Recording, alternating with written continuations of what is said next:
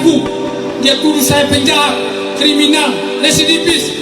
Viral di media sosial, mantan preman kelas kakap Hercules murka dan menantang perwira tinggi polisi. Yang heboh ini tidak berangkat ke klub dia, memastikan Crystal Palace tidak benar menggunakan tahun 2016. Kalau itu terbukti, tangkap dan periksa anak ini. Karena melakukan kebohongan yang nyata di depan kita semua. Oke. Lawyernya Peggy Setiawan, bahkan saya komunikasi dengan kami berkomunikasi. Saya bilang bahkan di grup rapid saya kasih tahu, kalau saya yang ada tadi malam, saya akan stop itu acara. Kalau dipaksa, saya panggil ajak Peggy kita keluar. Itu apa-apaan itu? Rasman mencecar dia. Itu kan bukan lawan kamu. Untuk anak sekecil itu, anak udah tahu apa-apa, nggak ngerti apa-apa. Kamu seperti polisi, emang Rasman kamu penyidik? Mau maksa-maksanya desa-desa orang seperti begitu. Dan Aiman juga seperti itu. Harusnya jangan, harus dibatasi. Nah, kalau saya tadi malam saya nggak izinkan itu. Misteri Aris Papua dan Gugun kalah beringas dengan Niko Kili-Kili, ternyata seperjuangan dengan Hercules. Nama dua polisi yang menjadi penyidik di kasus Pina Cirebon viral gara-gara tindakannya yang dinilai kelewat batas. Namun netizen dihebohkan dengan sosok pengacara Saka Tatal yaitu Niko Kili-Kili. Kalau masalah sangar dan keras, ternyata Niko Kili merupakan mantan preman yang pernah dekat dengan sosok Hercules, preman di daerah Jakarta yang paling ditakuti dan paling disegani. Niko mengungkapkan bahwa dirinya dulu merupakan anggota gangster yang cukup kejam di wilayah Tanah Abang bersama dengan Hercules. Kemudian karena suatu peristiwa dirinya akhirnya bertobat karena merasa diberi kesempatan kedua oleh Sang Maha Kuasa. Hercules dikenal sebagai mantan preman yang pernah berkuasa di Tanah Abang, teman-teman. Nah, Hercules ini punya nama lengkap yakni Rosario de Marshall, teman-teman. Pria yang pernah menantang di Reskrimum Polda Metro Jaya ini, Kombes Hengki, adalah tenaga ahli di PD Pasaraya, Jakarta, teman-teman. Nah, Hercules ini juga dikenal pemberani dan disegani lawannya saat masih jadi preman, teman-teman.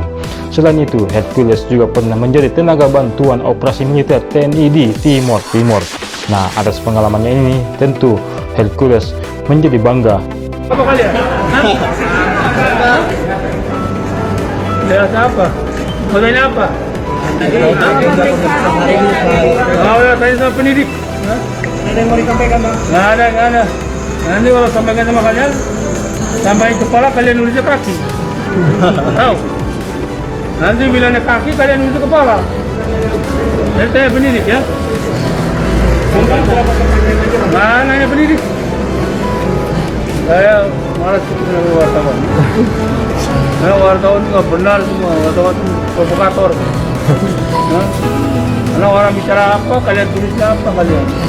Kalau kalian sama ketua KPK boleh macam-macam, kalau saya jangan macam-macam kalian. Nah, wartawan saya silat kalian kalau bukan. Itu harus fakta. Saya tidak akan main-main kalian. Tulis itu harus berdasarkan fakta. Jangan kalian merekayasa.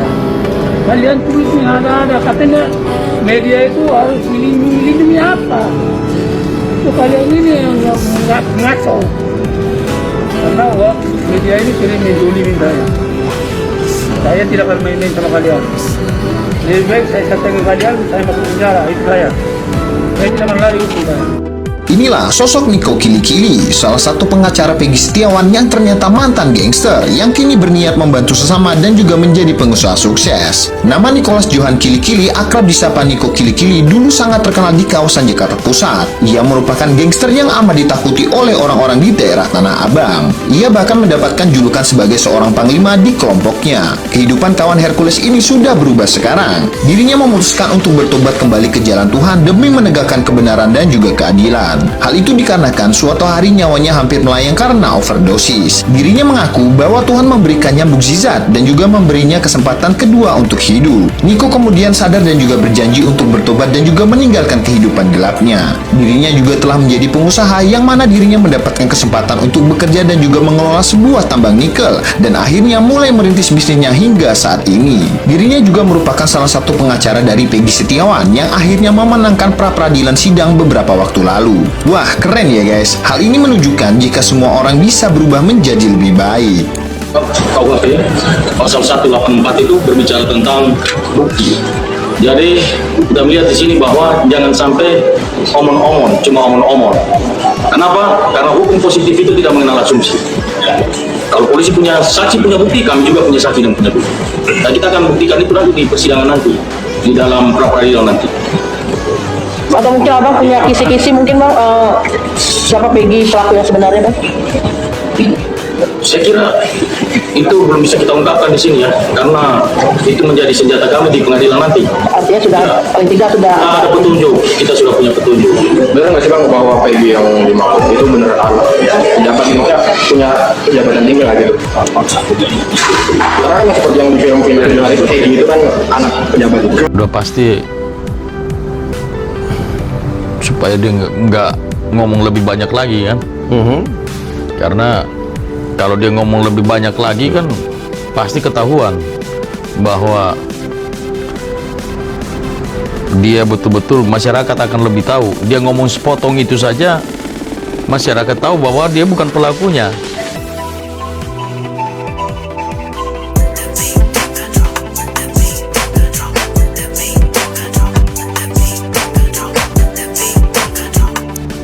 Kalau dia ngomong lebih banyak lagi, nanti ketahuan bahwa polisi benar-benar salah tangkap itu. Oke, jadi menurut keluarga dan pengacara Peggy Setiawan, polisi salah tangkap. Ya, kita ya berdasarkan bukti-bukti, berdasarkan alibi, saksi-saksi, kami yakin bahwa klien kami tidak bersalah. Tapi kan polisi Indonesia kan luar biasa ya. Teroris aja di mana bisa ditangkap. Terus kasus-kasus besar bisa ditangkap, masa sampai salah tangkap? Ya. Polisi pasti kan menangkap atau menetapkan Peggy jadi tersangka, menangkap pasti dia punya bukti gitu kan. Konyol aja kalau salah tangkap. Kira-kira kenapa, coba apa? Kalau dari pengacara dari Bang Niko gimana? Betul. Jadi gini, polisi konyol kalau sampai salah tangkap sih, ini polisi konyol banget nih. Gue bisa ketawain nih gitu. Polisi kita ini polisi rakyat. Polisi yang kita cintai, yang kita banggakan.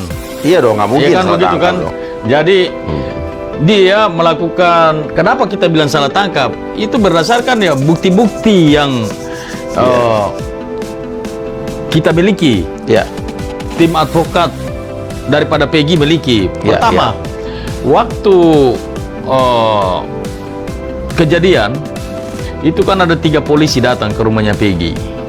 Waktu tahun 2016 2016. Oh, jadi sempat didatengin rumahnya? Datangin rumahnya. Malam kejadian itu, terus kemudian ada 3 polisi datang masuk ke dalam rumahnya, geledah rumahnya. Begitu datang, terus yang satu mengatakan bahwa Peggy utang saya 5 juta. Kata salah satu polisi? Salah satu polisi. Oh, Peggy berhutang 5 juta? 5 juta. Yang satunya lagi mengatakan bahwa nyawa ganti nyawa. Itu polisi juga? Polisi juga yang ngomong. Datangnya bareng-bareng apa sendiri-sendiri? Bersamaan. Oke. Terus yang satunya lagi katakan bahwa Peggy terlibat pemerkosaan dan pembunuhan. 3 orang ngomongnya beda-beda? Beda-beda. Wah. Nah, terus di situ ada 2 motor. Satu punya pamannya Peggy, satu punya Peggy yang motor yang sudah rusak. Lalu diambillah motor itu, dibawa, dan sampai hari ini kami tidak tahu motor itu ada di mana.